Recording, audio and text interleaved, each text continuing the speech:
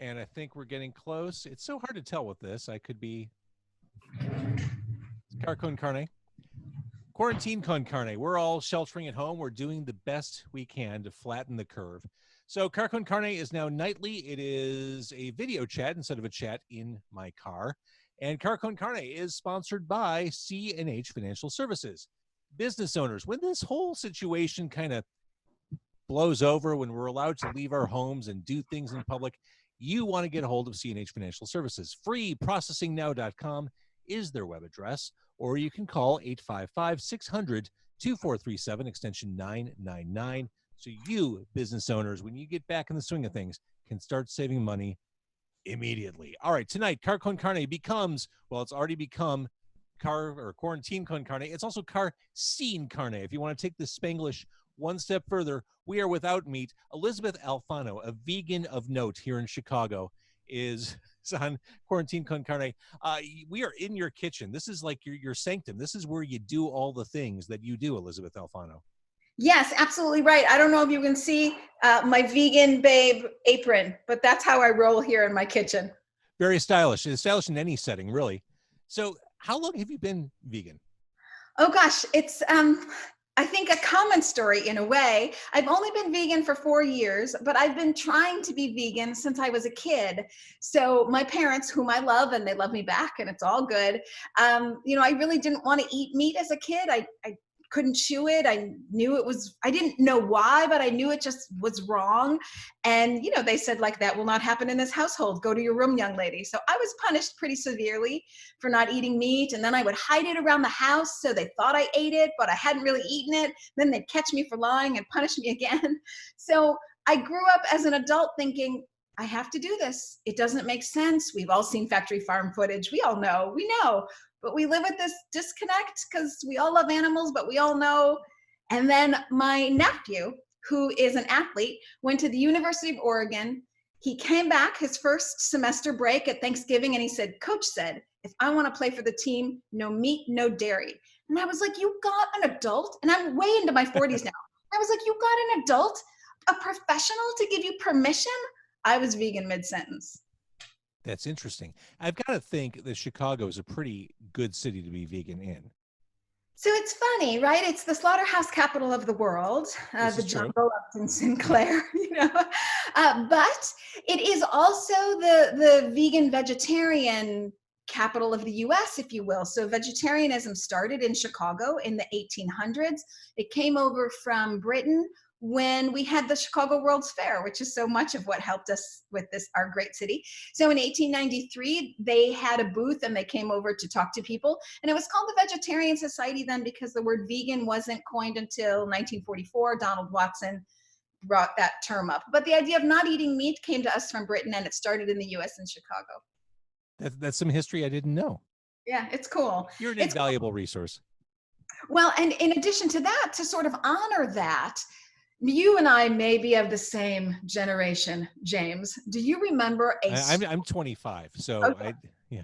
Yes. I'm a millennial. I can't even. You can't even, right? Well, you're looking fly, my friend. Thanks. But do you remember there was a shop on Halsted right around Roscoe called the Bread Shop? Kind of. Okay. Well, the bread shop owner, the store is now closed, but this woman, Kay Stepkin, has started the only vegetarian museum in the nation, and it's headquartered in Chicago. And again, the reason it's vegetarian, not vegan, is because the word vegan wasn't until 1944. The history goes back before then. But so the only national vegetarian museum, it's in Chicago. And wait, this is live? This is active? I had no idea. Of course, yes, it's active. Like all museums, they don't have huge budgets, so they don't own their own building. What they do is they move every 2 months to libraries around the city. Got it. And they're a movable feast. Got it. I want to say hi to Justin, Athena, and Mike, who are all watching on Facebook Live. Thank you for doing this. I'm so glad I figured out how to make this work on Facebook Live. So you're a very media savvy person, Elysabeth. You have a lot of things going on at any given time. You have a web series, you have a podcast. What all are you up to right now? Well, I have the only plant-based radio show in the nation. I don't know if you knew that, on a small station right here in Chicago, WCGO. So I have my radio show, and then just like you, I'm adapting to Corona times. So I started a new daily digital series on Facebook Live called the Plant-Based Business Hour. And it's really targeted towards consumers and investors who want to get involved in plant-based businesses so we don't find ourselves with another pandemic in a year. How do you grow your audience? Sorry, it's a plant-based joke. Sorry, this is what happens. I'm sheltering at home. This is all I have are dad jokes. So you have a lot of recipes on your site. Yes, I'm making one. Are these things that you just you're also a chef or a cook, or are you an amateur? Yeah. I don't know. I'm Sicilian and I love to cook. And I also get tired of talking to people about veganism. It's just easier to feed them. I mean, I love to cook. Food is always a straight way to sort of bring down everyone's defenses, and it's super fun. So yeah, I do a lot of cooking. So a few things caught my eye. It just looking at the recipes you have published there. One was the Kung Pao chicken, which was chickenless. The thing that confuses me, but also intrigues me, is the gyros, which, you know, any Chicagoan, we've all been to the local Greek gyro places around the corner.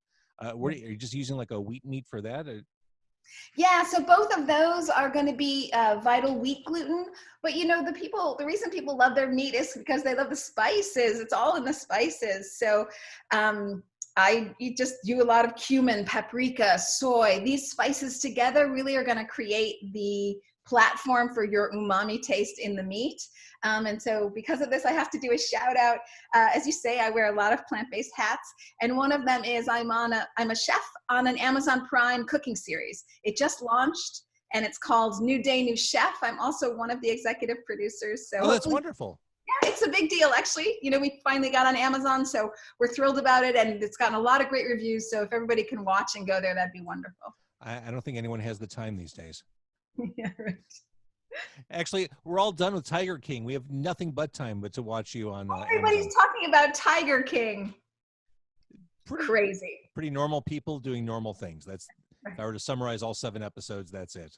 Can't we just leave animals alone? Well, that's the big takeaway. The first takeaway is, wow, these people are batshit crazy. The second takeaway is, let's do right by animals, for God's sakes.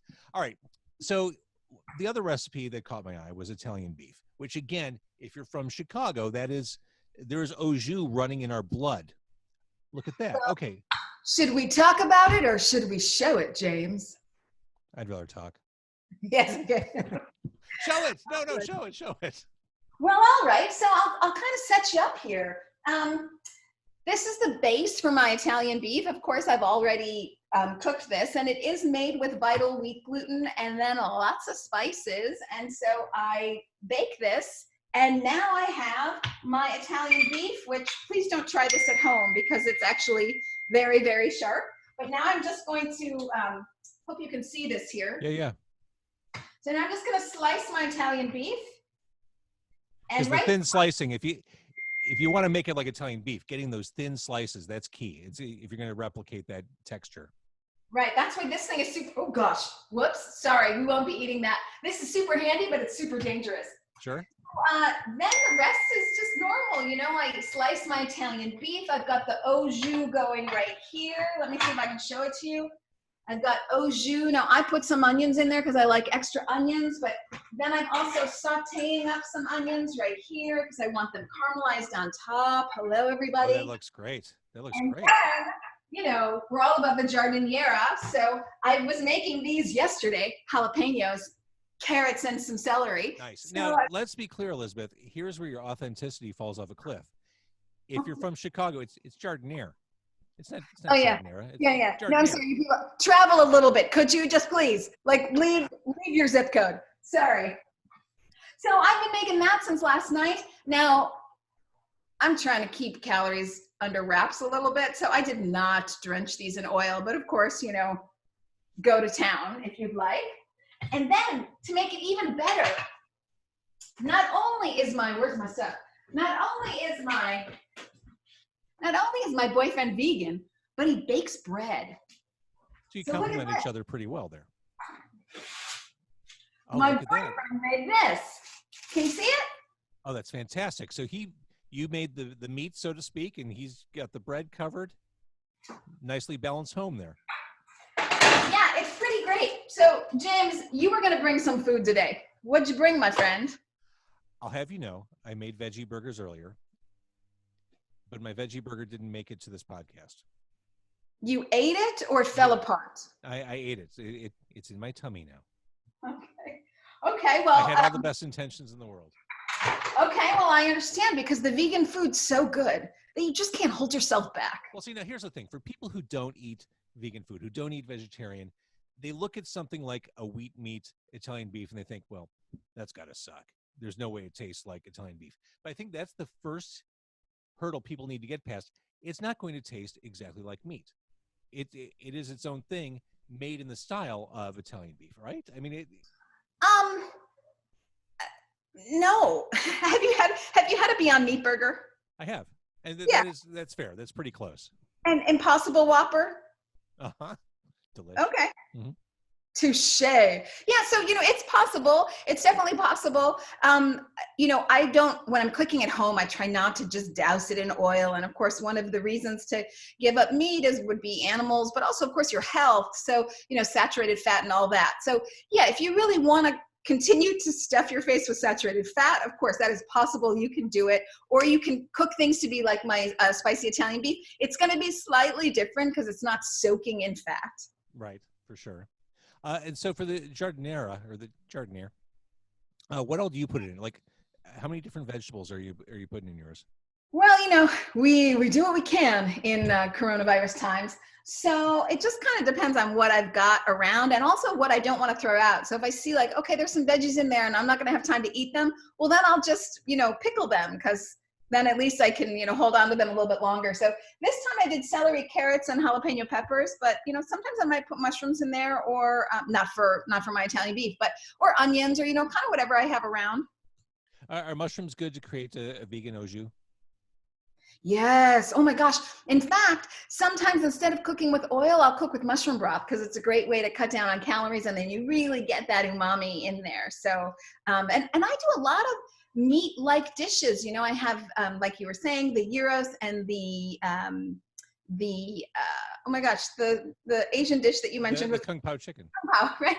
But I also do lasagna and chili and the spicy Italian beef. So I don't know. I like to do I'd like to feed meat eaters basically with non-meat things. I love it. Excuse me. I want to also thank V, who joined us on the Facebook Live. I want to thank Meredith, who also joined us. Is that straight vodka or is that just water? Straight vodka. No, it's water. Life in the time of quarantine. I get it. There's no judgment here. You got to do what you got to do. All right. So assemble the sandwich. What's the next step here? You've got the meat sliced.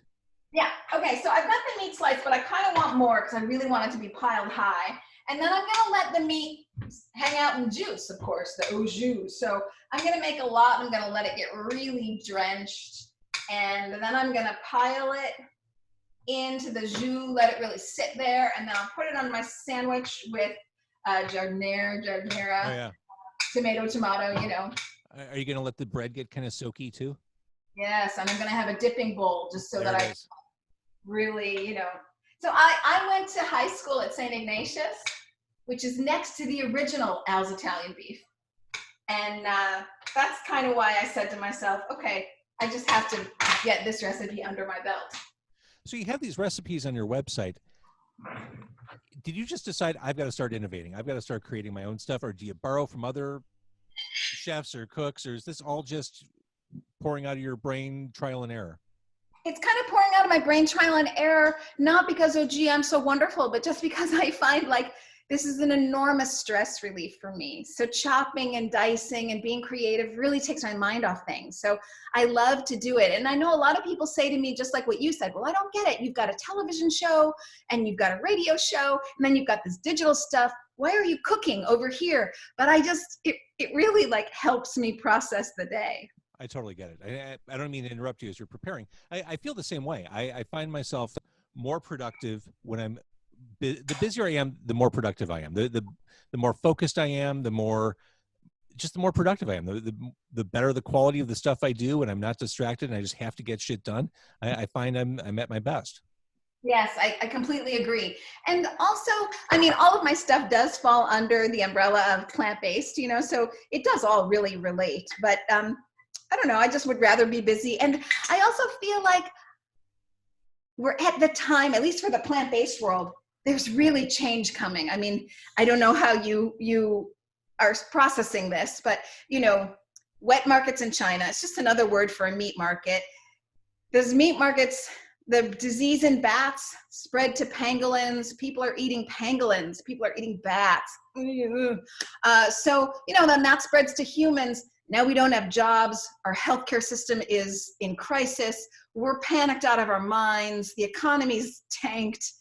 God, there's a lesson to be learned here from my perspective. So I think it's a really critical time for plant-based because I think the world is really shifting. So, there's just so much great work to be done. Well, and we talked about briefly, we talked about how Chicago is a good city for being vegan. I think that's probably true of a lot of cities now. It's a lot easier to be vegan, a lot easier to be vegetarian than it was even 10 years ago, certainly more than it was 20 years ago. The mere existence of a Whole Foods in every major market certainly goes a long way. Sure. But I'm sorry to interrupt you. I don't want to throw Chicago under a bus there because we are not like every other city. We really are way out in front here. So, we are a food town, lots of food headquarters. So it's going to be the same for vegan food. There are lots of vegan food companies headquartered in Chicago. Oh, for sure. I've done stuff with Upton's before. I've done a lot of podcasts with vegan and vegetarian places. Chicago Diner, the obvious one, Imitable. Those are restaurants, but there's also like Dandy's, which is the Chicago Food Corporation. They make vegan cheese. They make vegan marshmallows, the only vegan marshmallow that there is. There is, as you say, Upton's, which I just love. And there's also, oh my God, the headquarters for Light Life and Field Roast are in Chicago. Those are huge international brands. So there's a lot going on in the food space. There's also the headquarters in the U.S. for Milkademia. So there's a lot going on. I don't even know what that is. It's non-dairy milk out of macadamia nuts. I could have probably put that together. You probably could have.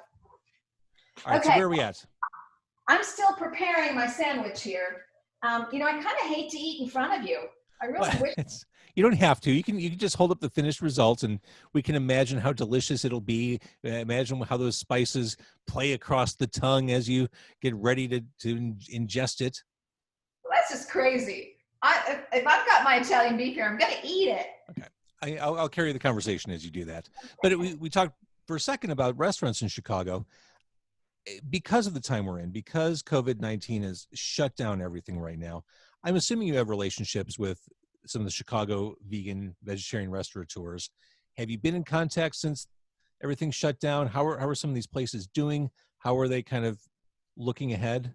Well, funny that you mention it, because on my digital show, The Plant-Based Business Hour, I just had on the owner of Kitchen 17, which does deep dish Chicago pizza. It is so awesome. Jenny Plasterer is the owner there. And I had on at the same time the owner of Sam and Gertie's and Kalish, Andy Kalish. He was on. And, they were saying most of the other vegan restaurants have closed during coronavirus, and they were saying they've had to reinvent themselves. So shout out to both of them. Sam and Gertie's and Kalish are doing huge takeout business, and Kitchen 17 is freezing and vacuum packing and sending Chicago deep dish vegan pizza to 32 states around the country. So support Kitchen 17 and get your friends some vegan deep dish pizza, people. Nice. Let's see who joined. Mark Doyle, who's an excellent drummer and all-around good person. Tyler Wildy, the owner of Epic Deli in McHenry, who himself has daily, regular, weekly, I guess, vegan features in his menu, which are stunning. They always have good food at Epic Deli. I got to go out there. Where is this restaurant? It's McHenry. So go north and then keep going. I know where that is. It's by, where the Volo Auto Museum is, and it's out there. It's well worth the trip. And a lovely area too, McHenry. I want to thank Natalie who joined. What's that? I spend a lot of time in Fox Lake, which isn't too far. There it is. I want to thank Natalie, and I think that catches us up. Thank you all for watching on Facebook Live. If you're just joining us, Elysabeth Alfano is making a vegan Italian beef with homemade jardiniere. Gotta say it right. I appreciate the Sicilian in you, but the Chicago in me is overpowering. And homemade Italian beef 100% vegan. She made the au jus. She made the jardiniere. Are you going to hold it up? Well, I just want to show you something before I get into it. Okay. I've taken out some of the stuffing in my bread so I can really put the meat in there. So now it's time to, get busy. Like that's a pro move, what you just did with the bread. That's as much as I want to talk to you, I got some Italian beef to handle here. So do your thing. We'll keep talking. I want to thank Amy who just joined. Ooh, look at see, that looks really good. Did I tell you or what? I listened. That's why you're here. I had no doubt. That looks really good. Tomorrow night, since Car Con Carne, Quarantine Con Carne is now nightly, Bobby Telemine, who is a long-running Chicago rock and roll photographer, will be joining me. We're going to go through 10 of his all-time favorite rock and roll shots that he's taken in shows. I have seen what we're going to reveal on this podcast tomorrow. You'll see it, too, through the video chat. Some really epic rock and roll stuff happening on Car Con Carne, Quarantine Con Carne, tomorrow night. And again, Elysabeth Alfano, vegan of note here in Chicago, a multi-platform vegan. What do we have there? That's the au jus. That's the dipping bowl. Oh, yeah. Now I think we're going to have to thumb wrestle about jardiniere or jardiniera. But, okay, now now you guys can't see, but okay, I'm going to put on, okay, you're the host of the show, so I'll go with what you want. Jardiniere. I'm putting it on. I know how to pronounce it. It's a Chicago. It's like going to the Jewels. This is just where we're at. Hey, do you mind if I tell you some other ways that Chicago is way out in front for veganism? I wish you would. Did you know that Billy Corgan, Smashing Pumpkins, is vegan? I knew that. See, there you go. Okay, so that's some of our rock and roll roots right there. And then did you know that some of the most premier doctors in the country are vegan, and they're here in Chicago? Dr. Terry Mason, who is the Chief Operating Officer of the Cook County Department of Public Health and the past president of the American College of Cardiology and the current chief in residence of cardiology at Rush Medical Center, Dr. Kim Williams. Both of them are vegan and have done a very important African-American study on veganism on Chicago's South Side. Very nice.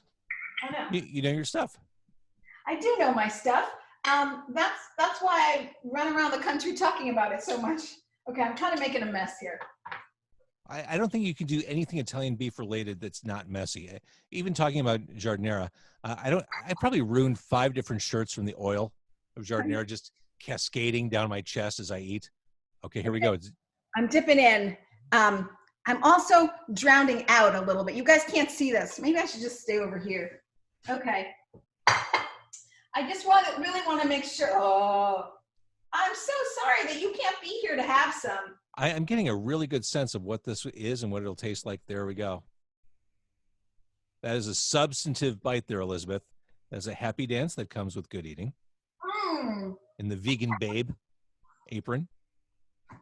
I got to tell you, it's super good. I believe it. And now this is one of the recipes that's on your website, ElysabethAlfano.com.